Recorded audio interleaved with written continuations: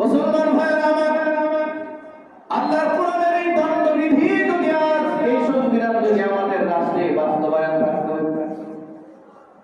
চোর চুরি করা তো দূরের কথা, ডাকাতি করা তো দূরের কথা, চাঁদাবাজি করা তো দূরের কথা, হায়দাকারি করা তো দূরের কথা, ধর্ষণ করা তো দূরের কথা, জনগণের টাকা মেরে বিদেশ বাড়িতে বেগম পাড়া বানানো তো দূরের কথা, এটা কল্পনার ভিতরেও আনতে পারত না।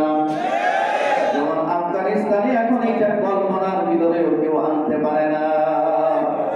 গতকালকে দেখলাম আফগানিস্তানের এক প্রশাসক এক বাসের ড্রাইভার একটা থাপ্পড় মারছিল।